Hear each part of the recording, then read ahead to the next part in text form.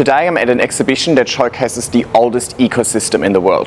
The Rainforest. Located inside the Royal Botanic Garden of Sydney, the Calyx is an exhibition space that has over 18,000 plants and one of the largest green walls in the Southern Hemisphere. I was here the other day and this is our kind of plants. This is our kind of thing. We're gonna see lots of beautiful philodendron, anthuriums, and all of these tropical aeroids that I like to grow at home. So I'm super excited to show you around. And even better, I'm gonna meet with Elise and Hayley from the Botanic Gardens of Sydney so they can give us an in-depth look at this amazing space.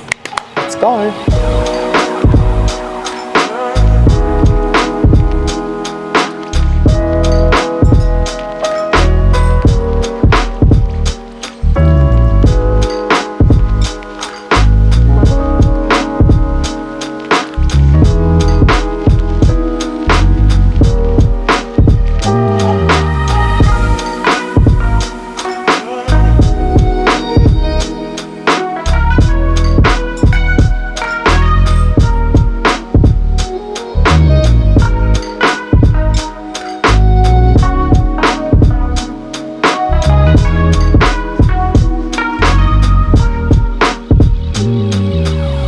Well, Elise, welcome back to the channel. And welcome to the Calyx. Thank you so much. Thanks for having me. I have to say, I've been here many times and I saw your touch throughout. When I came to visit, I was like, I'm pretty sure this is Elise's exhibition because it's right up our alley, right? Please introduce yourself to anybody who hasn't met you before. I'm Elise. I'm a horticulturist here at the Calyx at the Royal Botanic Garden Sydney. And you have a love for aeroids. That's how we connected, right? Like on the gram. We both love our aeroids. And last time I saw you, you showed me all of the behind-the-scenes greenhouses where you grow all of your babies and you grow all of your beautiful Milanos and on moss poles and everything. And all of these beautiful plants have now made it into this exhibition space. Is that right? That is right. Well, some of them at least. So I'm really keen to learn about how you make all of this work and how you make it look so pretty and how you make it work for the plants and for us. But maybe we tour a little bit, we go for a browse, and then you can show me some of your favorites. Yeah, sounds awesome. Good. All right, Elise, here we are at the beginning of the exhibition, and besides all of the beautiful plants that obviously stand out to me, I mean, I've spotted the king and the queen over there. Very interesting that basically the whole exhibition is like a set of little islands or like a little garden beds. What's the concept? What's the idea behind this? So we wanted to basically make it so that the public can walk through the space and like there's access paths. It also works for events that they have in here. So you walk through, you kind of get a sense of something on your left and your right. You've got pops around the room. Then we've got the movable beds in the middle of the space. I noticed them. Yeah, so they are so that events can have the floor, basically, so they get shoved in all different directions. Nice. That's something we should really mention in the first place. It's not your traditional greenhouse. It's not like the greenhouse you showed me before, where the main purpose is growing these plants. The main purpose over here is really showcasing the plants, which, I mean, I really appreciate. That's what I came here for. So that obviously makes it tricky, I suppose, because it doesn't, for you as a horticulturalist, you probably want to set up this space to make sure that it works for the plants. But then I'm sure there's an events team coming in and being like, well, hang on, this bride has decided she doesn't want her wedding in a 30-degree, hot, 90% humidity environment. So how do you find the balance, or is that an issue? As you said, we'd love it to be hot, humid all the time. Of course. Unfortunately, the public doesn't want that. So yeah, it's just a challenge sometimes keeping the humidity up in this space. Fair enough. Yeah, I mean, it is also quite a large space, but it just reminds me of my housemate and I, you know, like she's events, I'm horticulture. And it's like, does it have to be this warm? It's like, yes. so don't worry, I think as a houseplant grower, I understand your pain. You know, it always is about finding a compromise between making the plants happy, but also kind of keeping us humans in mind. So what is the range that you're aiming for in here? I suppose we keep it at about 25 degrees and ideally like 70% humidity. I mean, that sounds very decent to me.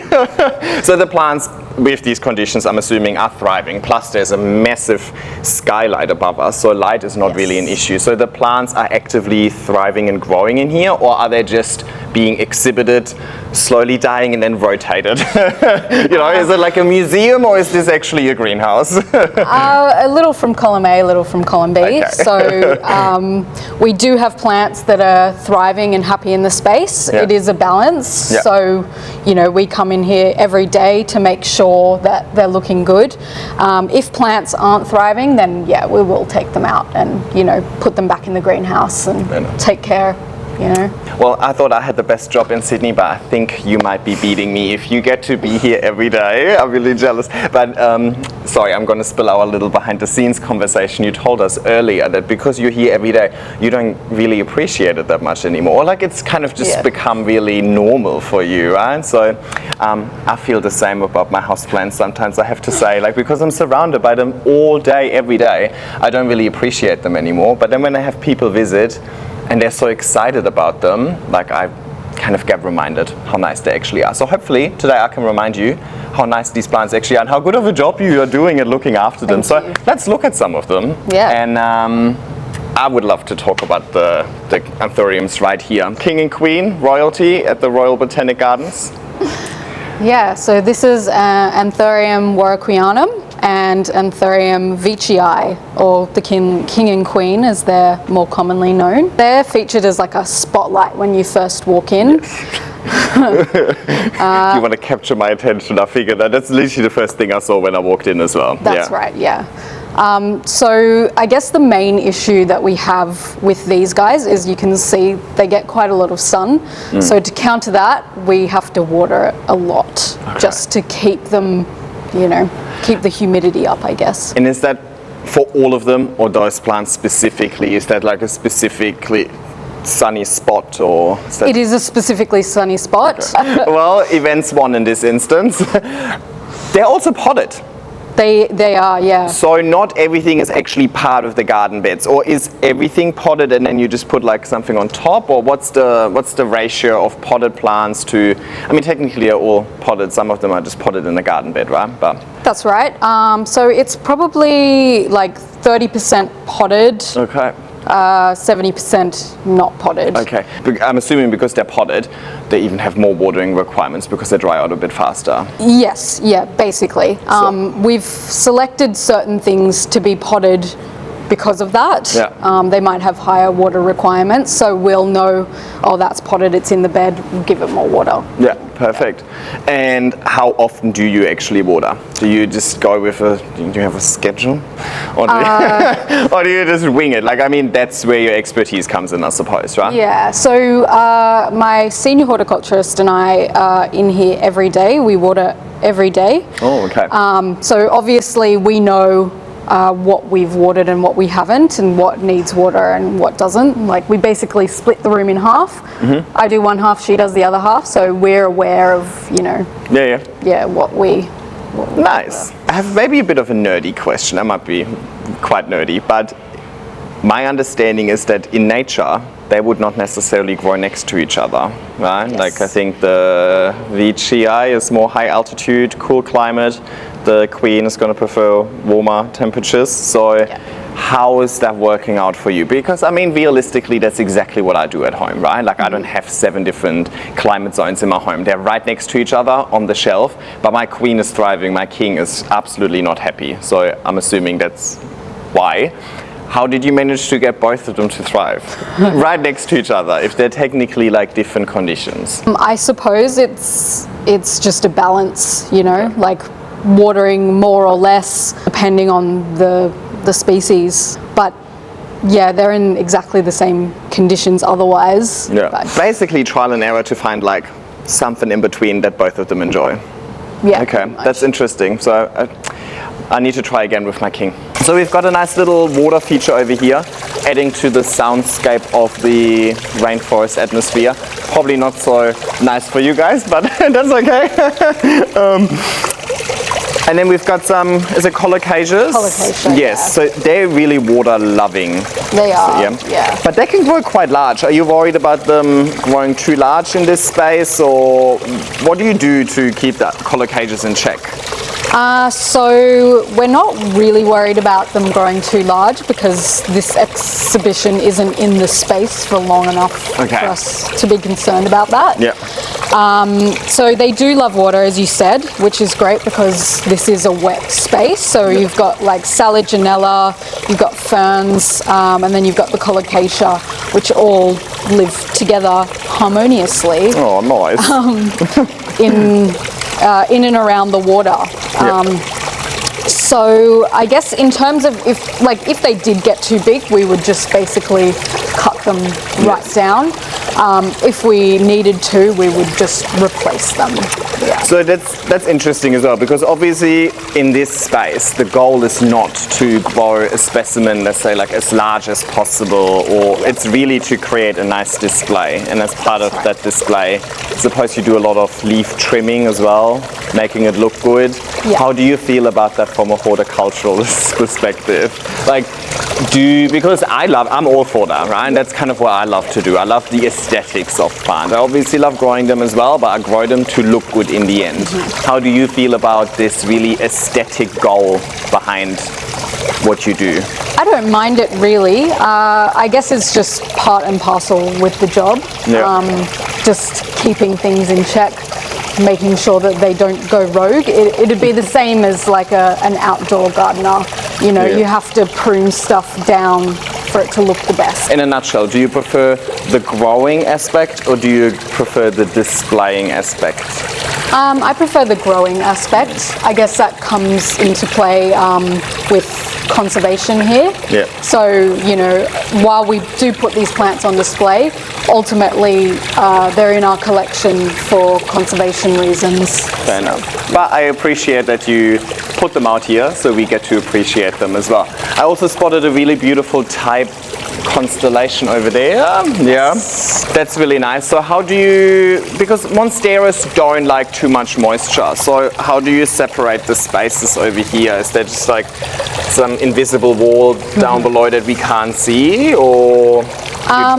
So the pond is basically like a giant pot without holes in it, so it shouldn't really seep into the bed. Okay. And we are in here hand watering, so when I'm hand watering, I just go, oh no, I'll skip that one today.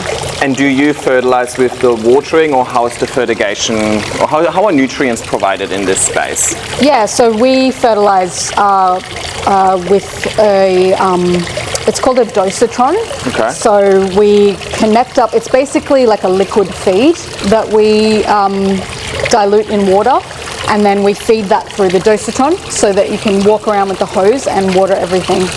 And do you change the dilution of nutrients for different plants, or just they all get the same treatment? Yeah, depending on the plants, we do change it around.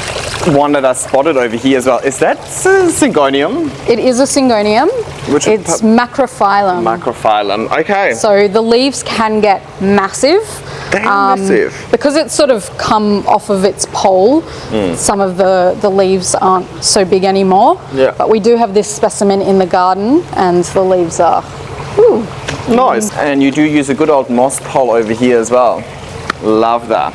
Not quite as tall as mine, but that's okay. It's not a competition, Jan. Oh yeah, that's what they all say. It's totally a competition.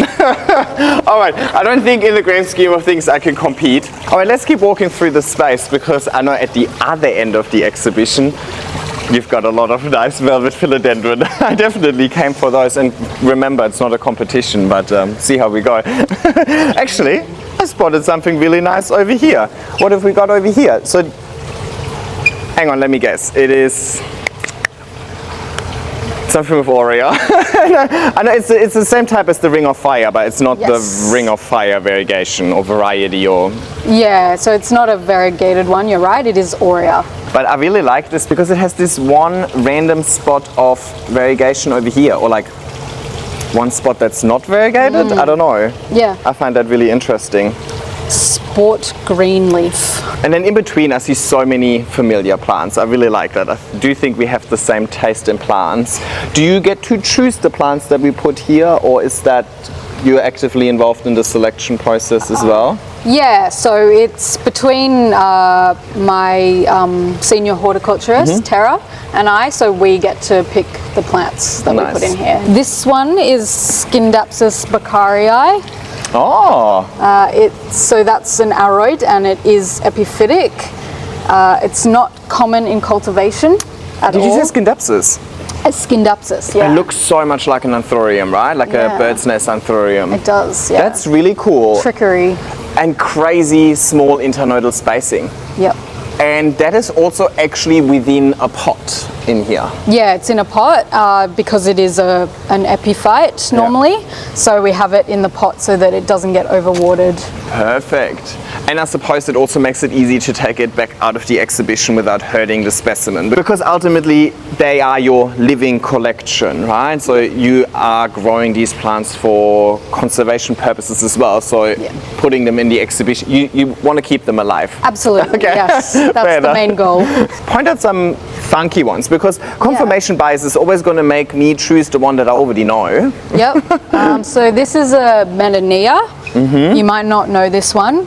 It's not an aroid, but it typically lives in cloud forests, which probably with climate change will be the first thing to go, unfortunately. Aww. So very important for conservation that we have plants like this in cultivation. This is really beautiful. And are these flowers just about to open? Yeah, they are. I'll see if I've got... Well, these ones are kind of spent already. Look at this! I didn't even see this. The next... Wow.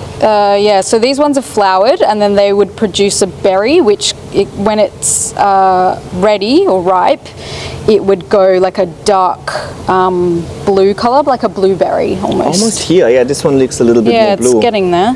Very cute. Yeah. That is interesting. It's giving me orchid a little bit. Yeah, I can see that. Talking about flowers, you've got a few orchids over here as well. Are they real? They look... Yeah, they're real. Yeah? The reason I'm asking is because you do have plastic pieces over here created by artists to tell the story of the rainforest, and I think we're going to hear a little bit more about that later from your colleague Hayley. Yes. But I thought it was a reasonable question to ask if they're fake. Well, I appreciate that they're not, but that's really beautiful. So you've got a few orchids over here as well, and I like the setup over here. So you still have them within a pot yet again. Yes. But you kind of integrated the pot into the actual display. So it still looks good, but you get all of the benefits of watering them individually, I suppose? Yeah. So these logs, I made all of those, and basically they have like holes drilled into them, and yes, we've got potted specimens in there so that they can be watered accordingly. We have found issue with the sunlight in here. There's too much sun for them, so we have to water them quite a lot because of that. Fair enough. But I really like that concept of going with the pot by incorporating it into the log so it looks good, right?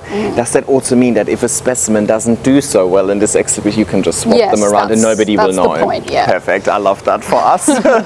And lots of caladiums as well. That's something that I really want to get into next year. So do you have any tips for me? How do I get started? I suppose I should wait for spring probably, or what are your thoughts on caladiums? Yeah, I would wait for spring. So caladiums go dormant in the winter. So they're not the best specimens come late autumn until mid-spring really. We're hoping that they won't go dormant in here because the temperature is higher than outside, so fingers crossed for us. And then we've got yet another garden bed over here. So this garden bed was different. So they're all the movable ones, is that right? Yes. So kind of all of the garden beds in the middle, where do you put them? It just depends on who is hiring the space. So they have a floor plan and they would move them around the room accordingly. It's not always the best thing for the plants because as you can see upward, which Hayley will talk to we have the canopy, Yeah. and that was originally designed so that we would get some shade in here. Yes. It's about this compromise, but I really appreciate that, right? Because it's easy to grow plants in a greenhouse that you automate and control. It is hard to grow these plants in a space that then also works for us humans, but those are the spaces that we need so we can actually appreciate them in the first place. That's right. But my question, if they're movable and they're on wheels, where's the drainage? Like, where's it going to go? Yes, so these movable beds actually have what we call a water up system. You can see in here, if you open that, so you've just got a water tank at the bottom, basically. So you can water in there, and then it will, it basically sits at the base of the bed. It's like got drainage cell in there with perlite, and it feeds it up. Yes, so you're bottom watering these. Yeah, they're bottom watered, except for the logs. Yes. Some of the plants in here prefer it over others. You know, it's a fine balance. That is odd to me, because when I think of rainforests, I always think of obviously rain coming from above. So it's kind of like not necessarily what the plants would prefer, but it works for the space again. One of these compromises. That's right. So what have we got over here? What's the big one? This is an Alocasia cerean. So when we put it in, it was about this big. Nice. So it is loving it in here. I've had one of those about 5 years ago, and I could not shake the spider mites. Is this the moment where we talk about pest treatment? Sure. I think it is. Yeah. Because, again, you need to find a compromise between this being a space for the plants and a space for humans. So I suppose you can't just bomb this place with chemicals, because somebody else is going to have their wedding this afternoon, right? So how do you safely treat pests over here? So we have an integrated pest management system, basically, or strategy. We will, if we see a pest, we'll try and remove most of it, so like hand removal. If we can, we will, so we only spray like a few times a year, and that has to be done after hours when there are no people, no events. It has to, when we re-enter, it has to be dry to touch. So it's harder to manage in terms of that. I guess, mostly we would be wiping leaves, foliage, that sort of stuff. So basically a very hands-on, proactive approach that you don't get massive outbreaks in the first place. That's right, yeah. And it's working quite, I mean, I haven't looked under every leaf yet, but fair enough. But it looks lush. Yeah. So it's clearly working. Yeah. Let's move through. I really want to get to the other end of the exhibition, because that's my kind of plants. But also, if I'm not mistaken, last year, I think it's been 18 months or so since we've been here. You set up this experiment with a Monstera dubia on a wall. So when I was here a couple of weeks ago, I saw your wall. That's when I realized Elise must be involved. So I really want to check it out. Yeah. Let's have a look. Here it is, your wall of dubia. And what I find fascinating about it is that you're experimenting with a few different mediums. Yeah. So talk us through it. Let's have a look and let's assess the results as well. Okay. So here we've got sphagnum moss. So interestingly, they're all doing pretty well on this media, but it did take them quite a lot longer to get established than it did for the other ones. Interesting. So we've got Monstera dubia. This one, right? Yeah. We've got Rhaphidophora hayi, which is this one, which is a native to Queensland and the Daintree Rainforest. Oh. You've got Rhaphidophora cryptantha, yes, which is this one. I remember this one. It used to be really popular in the houseplant community as well. Yeah. And then this one is Scindapsus argyraeus. Really nice. So I love the shingling plant. I think shingling plant are also often very popular in the houseplant community because they take up so little space. You know what I mean? Right, like they're not a huge space commitment. And I love this. I should have more shingling plants.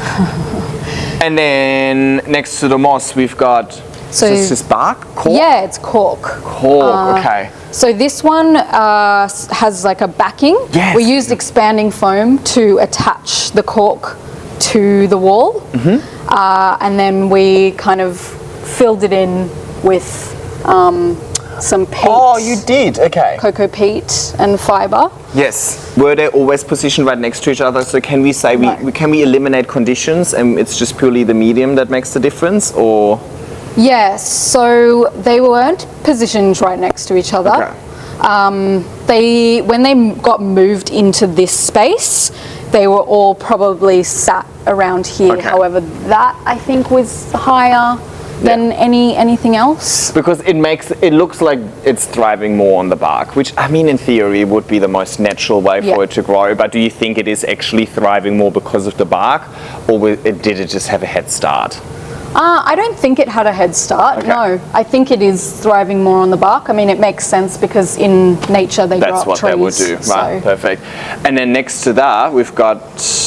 So this one is orchid bark. Okay, so basically and chips, mixed with tree fern fibre. Nice. So we wanted to originally just do the tree fern fibre, but it would not stay in these big holes. So we ended up having to put orchid bark in just to get it to stay nicely. Yeah, that's why I prefer moss, because it's actually just fairly clean. Especially indoors, and the watering experience, everything is quite clean, but obviously you don't have those sort of concerns. You can make a bit of a mess over here when you water. Yes. This one seems to have been doing the best, to be honest. It's already found the window. Yeah. And it's actually maturing. And I mean, I always appreciate when you, within one plant, can really see the change from juvenile down below to mature at the top. Yeah. And that's exactly what I was going for. I wanted people to see the juvenile leaves and the mature leaves and how the plant changes as it grows. I really enjoy this. I think this is giving me a bit of inspiration as to what I want to do. I always do the poles, but I think a nice moss wall would be cool. We finally arrived at like the section that I'm really excited about. I know it's not a competition, but I definitely win the verrucosum category, but you definitely win the melanochrysum category. So I think we can agree on that one. But yeah, talk me through. Sorry. So arrogant. It's not arrogant if you say it's not a competition first. But talk me through this, because I mean this is. I want to hear all about it. What's the idea behind this? What's the theme? What are you doing? What are you growing? Please. So we've got bromeliads, and then we've got the philodendrons on the totem poles. So you're right, you do win the verrucosum competition. We've had some struggles in here with the verrucosum. It's fussier than we would have hoped. It's too hot, I think. Yeah, so it gets smashed by the sun, and it is also being overwatered to compensate for the sun. Yeah. So unfortunately, it's just not thriving. They have such a tricky root system. Yes. It's hard. Anyway, it makes me feel good about myself, because I also sometimes struggle with the verrucosum and then have really good times with it, and I struggle again and I just can't seem to consistently make it thrive. But look, I think it's also really important that we keep stressing these sort of facts, that plants, you guys are experts over here, you've got all of the resources in the world. There's still no foolproof way of ensuring that a plant will always thrive. So I think I do love a little reality check every now and then. But you've got the other ones all thriving. So this one is a interesting one. What is this one? So this is Monstera obliqua amazonas. Okay. So I think Peru is quite popular in the houseplant community. I have the Peru one, But this one is a little different. So you can see down below, that's the juvenile leaf. Yeah. And then it started to fenestrate up the top. So the holes or the fenestrations are further apart than you would see in the Peru. Yeah. So it is an Amazonian plant from the rainforest. And even in bloom, so this is its mature form then? Yeah, flowering. Really, really pretty. Definitely, I have not really seen this around in the houseplant community. We seem to prefer the hole over the leaf part. So Yes. I like to grow the ones that have more hole than leaf. Let's talk about the Milano because this is my problem child. I like to call it Milano crisis. You guys don't even know yet, but we've entered another crisis phase. Since the last video where it was looking so beautiful, it is no longer looking that beautiful. It's hating me again. I just can't really seem to get it right. So what did you do to make it look so good? Magic, of course. So this one is actually a cutting from our largest specimen, Okay. which is in our permanent collection Yeah. back in the nursery. So we were lucky in that the leaves were already quite large. Okay. It's just on a grow vertical moss pole, so Yeah, linked in the Plug. description. Go Tim, other Tim, not Timmy Tim. Tim. Yeah. So yeah, I mean, it gets a lot of. Basically, I splash it every day, Yeah. just to keep the humidity up. But I don't do anything special. Yeah. However, mine at home, same issue. Okay. I can't size it up. Perfect. I don't know. It makes me feel better. Thank you. When it's Shared in pain- perfect conditions, sure. Shared pain is half the Yeah, pain. That's that's what we right. say in German, so we can share our pain. Fair enough. Interesting thought that just popped into my head when you said that. So this is just a cutting. So do you, not Was, anymore, it yeah. was just a cutting. So do you have like a backup for all of these plants somewhere else in case somebody comes and just steps on it or something like that? I mean, hopefully all of the visitors will be respectful, but is that a concern? Like, do you have a risk mitigation protocol where you're like, we can't have our only specimen on display? Yes, absolutely. Particularly if they are rare in the wild, Yeah. or hard to find in cultivation. Perfect. So we will have most of these plants are cuttings or divisions from plants in our collection. Perfect. Yeah. And then next to that, you are completing the family. I'm a sucker for like a family photo, you know, I love that. So we saw the Milano, then we saw the Gloriosum over here, or we haven't seen it, we're seeing it now.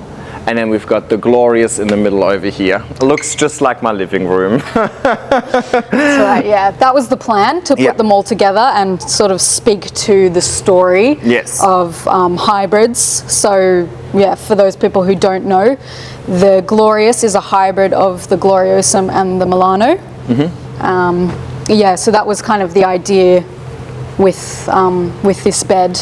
I like this. And then right through the stick, somewhere over there, hardly visible, we've got a lot of color over there. We've got some whites, some greens, some yellows, some reds, some oranges. What's going on?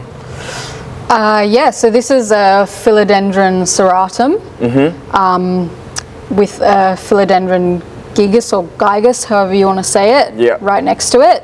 I really appreciate the color. There's so many different colors in that display. Even just within that one plant, actually, like it has all of the colors. I like that. I've never really seen it like that. I've only known the Ring of Fire version. Yeah. I think that's the one that we commonly have. But I like this. Yeah, so it is getting a little bleached by the sun. Oh, so it's normally not like that. It's normally much more yellow. Oh, okay. So- like the yellow one we saw before. That's the right. same one? That's the same one. Ah, yeah. okay. So just different place, different color, I guess. It's happy though. It has at least 8 inflows right there. Yeah, it is happy. Just a little less sun would be good, but we enough. can only work with what we've got. Well, thanks, Elise, for having us. Thanks for showing me your workspace. This is your office. Like, you're Yeah. very lucky. But yeah, thanks for giving us a more in-depth look at all of the plants. Now, I think I'm going to catch up with your colleague, Hayley, and she's going to tell me a little bit more about everything else in this space and the artworks and the purpose behind it. But thank you so much, and Yeah, thank you. hopefully I'll see you again. I'm sure.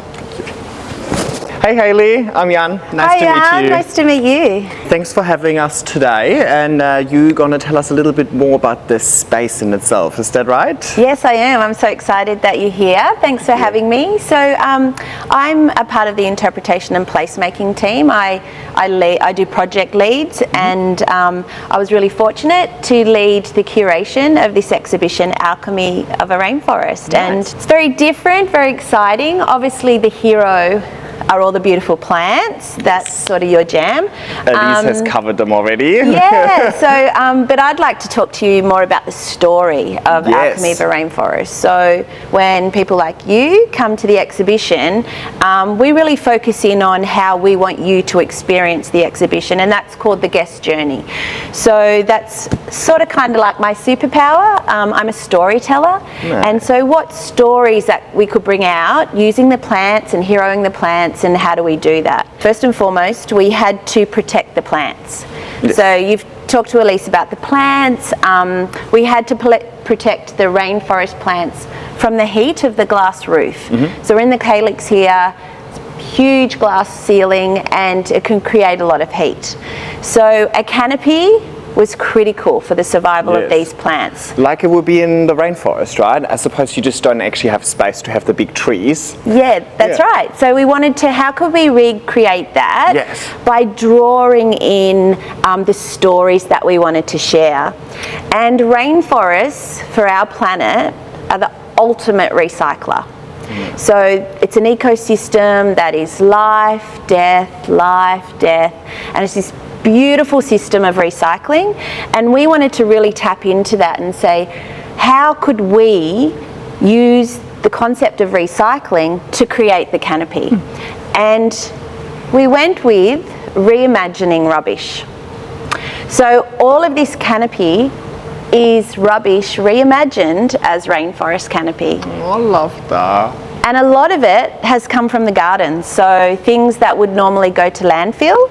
So like old marketing banners, old big strips of material, also from the wonderful company that did the canopy creation, Earth Productions.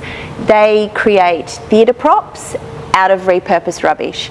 So together we've created this beautiful canopy, theatre curtains, old kites, coat hangers, even the pots. Yes, I saw some coat hangers Yeah, earlier. out down the end, so the heliconias. Yes, Yeah. that was so smart. They're a nice pop of colour. Been a beautiful creation of rubbish reimagined. And then when we looked at the elements of the stories that we wanted to share, so we knew that we were creating a beautiful bower out of willow, which is a weed in our country.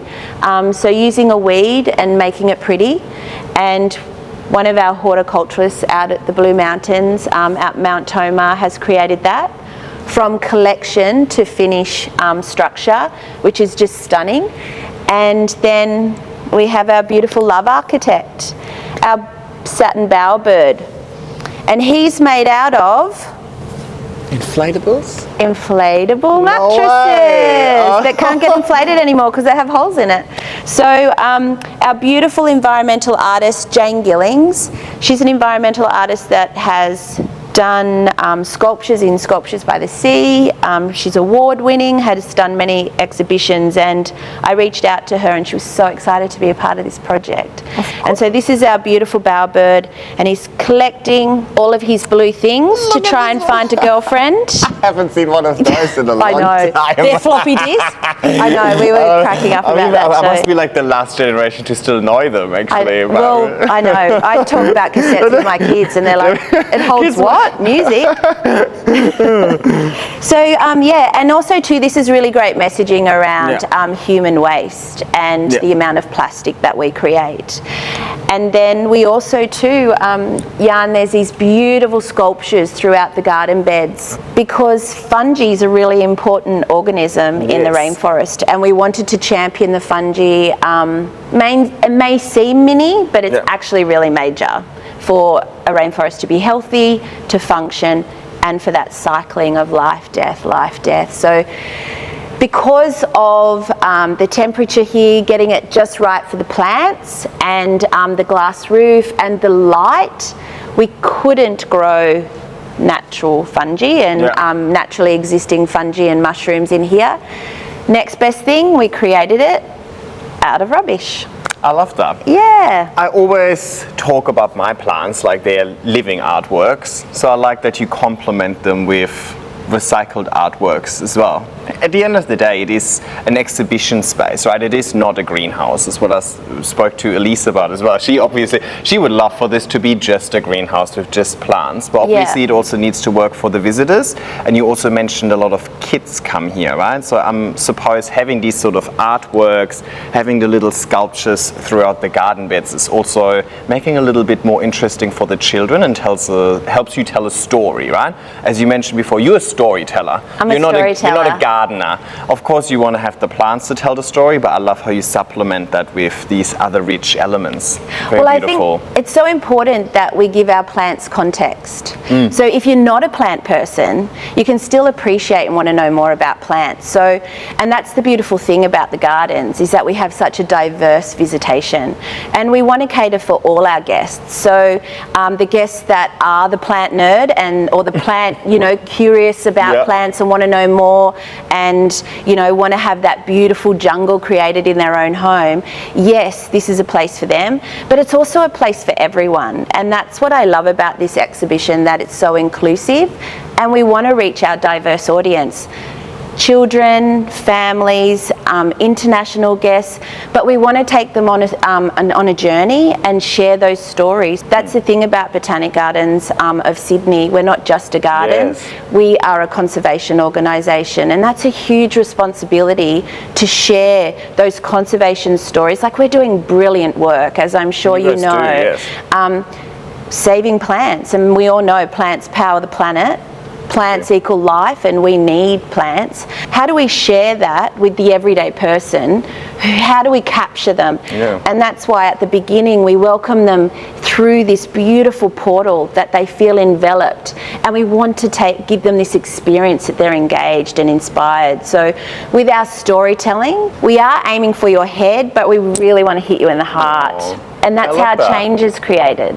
Yeah, it's like a stepping stone. I can see somebody walk in here and that being their first exposure to maybe more consciously looking at plants, because plants are everywhere, but we just ignore them, right? We just ignore them. It's actually a term called green blindness. It describes the phenomenon of people just ignoring plants in their day-to-day life. So this is the kind of space that people might walk in and actually consciously pay attention to the plants for the first time, and that might, be like a little stepping stone into this broad hobby, hopefully passion and so on. So I really appreciate that. Exactly, create the curiosity, and the wow factor, and people go, wow, I want to know more, or I want to help. And then we have, we're creating this new generation of conservation champions. Do you have a favorite artwork in here? Because as we were touring earlier with Elise, I started spotting little flowers, little mushrooms and so on. So I suppose I've been here, I think 4 or 5 times now, and I keep seeing new ones. I come here a lot. And sorry, you keep seeing? I keep seeing new ones, new artworks, the ones, same with plants, right? Like a plant that was in bloom one time I came is no longer in bloom, a plant has grown a new leaf and so on, so there's always something interesting. But there's so many little creatures and things hidden. I feel like I haven't found all of them. Are there any that you think I should really see? I love that you've said that. So one of my favourites is probably the Cairns birdwing butterfly, which is endemic to Australia.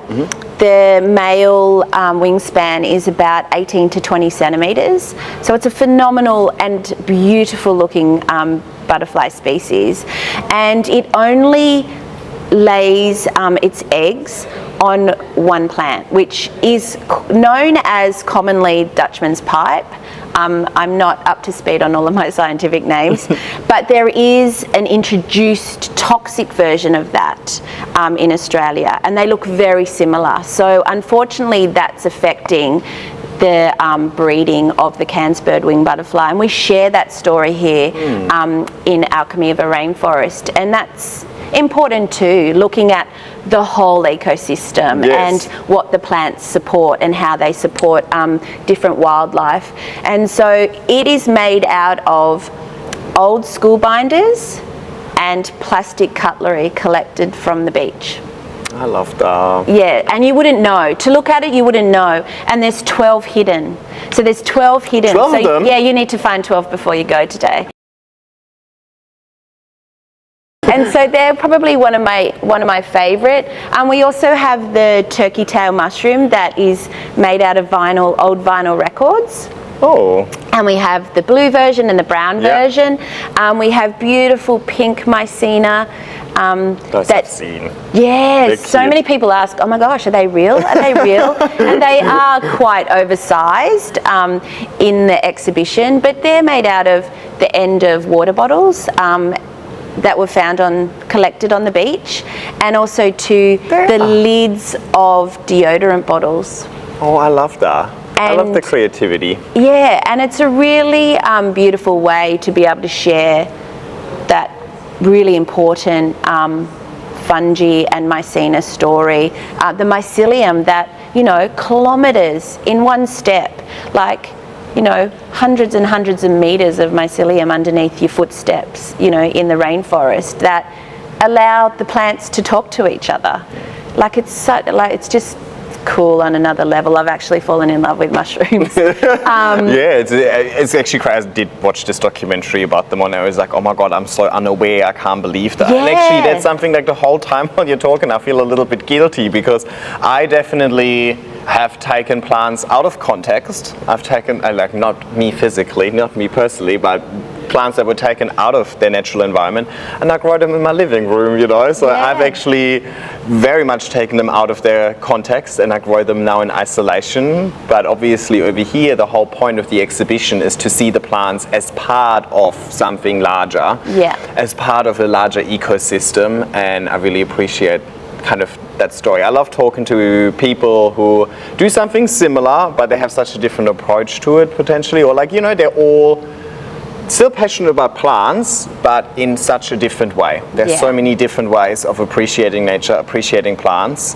There isn't just one way, and they're all valid. The beautiful plants that we get to have around our house and home, they started in the wild. One day they started in the wild, whether it was thousands of years ago, hundreds of years ago, or more recently only, just cultivated or discovered, or they all started in the wild. This is also a temporary exhibition, right? So this is not always here. When did it start? How long is it going to go on for? And then I do have a few questions on the back of it being temporary as well, because I suppose that would come with challenges. But what's the usual time span of an exhibition like that? So with exhibitions in the Calyx, so like Alchemy of a Rainforest, it is here on show for the public for 2 years. Oh, okay. We have a 2-year cycle. It's a huge undertaking to create an exhibition with more than 20,000 plants and all of the beautiful created structures and sculptures. So we do go on a 2-year cycle for our exhibition. So Alchemy of a Rainforest is here until the end of 2026. And are you already planning the next one? Like, how far in advance do you plan the next exhibition? Or like, how far in advance did you plan this one? So this one was planned about 18 months in advance. Okay. Although in saying that, the plant list and knowing what they were going to have in here plant species wise was longer. Okay. And then coming and building the stories and curating the vision was about 18 months. So it's like a 4-year journey basically overall, the preparation and the actual exhibition all the way to wrapping it up. Yeah, there's a lot of preparation. Well, plants don't grow that fast as well, like you need to have a little bit of forward thinking when it comes to these things, but I really appreciate that, because you don't necessarily think about these behind the scenes thing. I always appreciate understanding how much work, effort and thought goes into something rather than just taking it for granted. And then obviously you also need to commission all of the artworks and so on. Yeah, and build all, we had to build all the canopy, we had to source all of the rubbish that we wanted to reimagine into the canopy and into the sculptures, and make sure that all those timelines aligned. So you basically have all of the challenges that a museum has in curating an art exhibition. Yes. But you also have all of the challenges that a gardener has in growing a plant. You got to keep things alive. And then you need to kind of somehow combine this. So Yeah. I'm sure, you know, the horticulturalists want something, and then the events people want something, and you know, like, how do you get so many people to agree and compromise? Well, I think with any big project, when you have a lot of stakeholders, there's always challenges. But what I love about the Botanic Gardens, that we all really know deeply what our purpose is, and that we're a purpose-driven organisation. So we all understood the why and what we wanted to achieve, and that's really important. So it's like being on a team, right? Yeah. So we're all on the same team, we're all, you know, motivated for the same purpose, and I think that's when we do have our own expertise and knowledge, that actually only makes us stronger, and then it produces something brilliant like Alchemy of a Rainforest. So there's always challenges, of course, but I think knowing and understanding that we're on the same team is really important. Oh, I love that. Do you need one more person? No, I really enjoyed it. It does make it more special if you bring different people together with different expertise, and it all kind of comes together, and it obviously works as well. I mean, proof is in the pudding, I like to say. The end result speaks for itself. Whatever you guys are doing, you're obviously doing it really, really well. I'd also really love to talk to you about the cultural landscape. Yes, please. That is embedded through Alchemy of a Rainforest.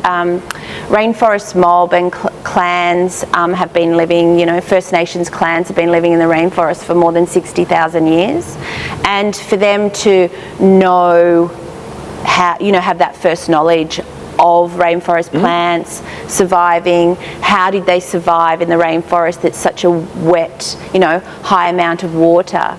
And we actually have hidden the most beautiful ceramic bagu, and bagu are called the firekeeper, and that is what First Nations mob in the rainforest would carry the fire. So they always had fire, and it would stay lit, even in such, you know, high moisture environment. So we talk about the beautiful cultural stories from country, from rainforest country, and we're just so fortunate to have such an amazing First Nations team here at the Gardens that have guided us through that and shared their knowledge with us.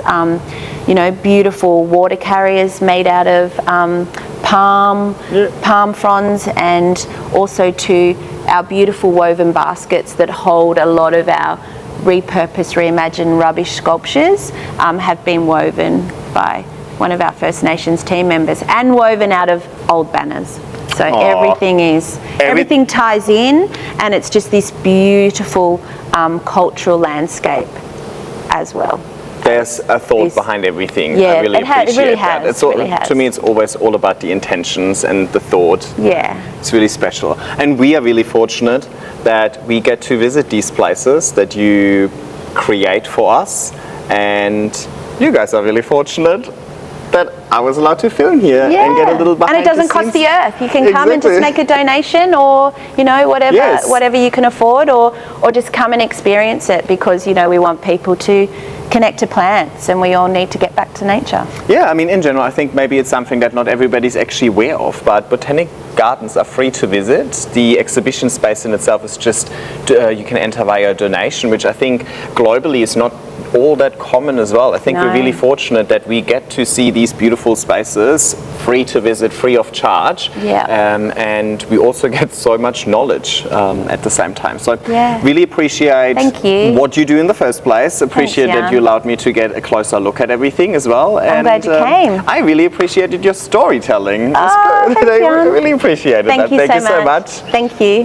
What a tour. So much knowledge, so much information, and so much beauty in one big room. Thank you again, Hayley, Elise, and the rest of the team at the Botanic Gardens of Sydney for giving us this in-depth look. If you want to visit the Calyx, it is open Monday to Sunday from 10 a.m. to 4 p.m. and you can enter via a donation.